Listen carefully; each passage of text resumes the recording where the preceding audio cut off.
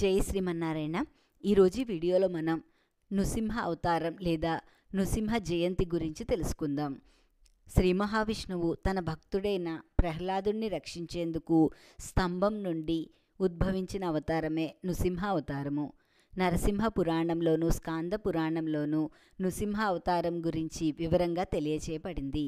వైశాఖ శుద్ధ చతుర్దశి స్వాతి నక్షత్రాన ప్రదోష కాలంలో నరసింహస్వామి ఆవిర్భవించారు. ఈ రోజునే నరసింహ జయంతి లేదా నృసింహ జయంతిగా జరుపుకుంటారు. శ్రీ మహావిష్ణువు దశావతారాల్లో ఈ అవతారం 4వది.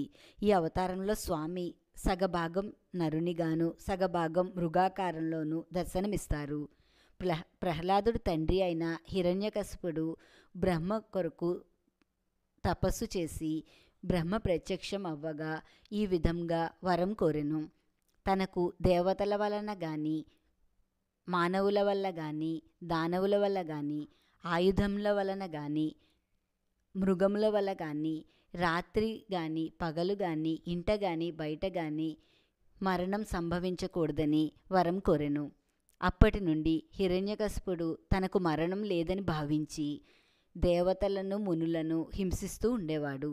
హిరణ్యకశిపుడు కుమారుడు ప్రహ్లాదుడు మాత్రము విష్ణు భక్తుడు. ప్రహ్లాదుడు నిరంతరము శ్రీ మహావిష్ణువునే పూజించడము హిరణ్యకశిపుడికి ఇష్టం లేక ఎన్నిసార్లు చెప్పినా ప్రహ్లాదుడు వినకపోవడంతో ప్రహ్లాదుడిని సంహరించేందుకు సిద్ధపడ్డాడు.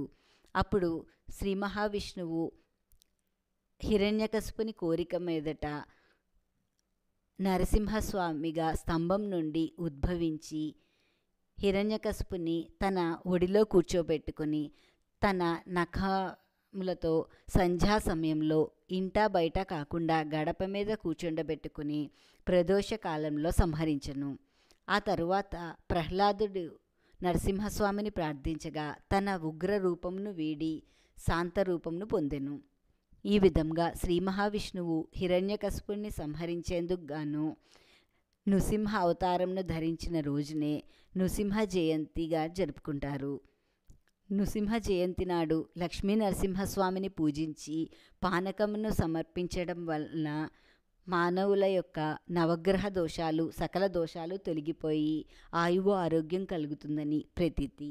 మనము కూడా నరసింహస్వామి జయంతి నాడు లక్ష్మీ నరసింహస్వామిని పూజించి ఆయన యొక్క అనుగ్రహాన్ని పొందుదాం. ఈ వీడియో మీకు నచ్చితే నా వీడియోని షేర్ చేయండి, లైక్ చేయండి.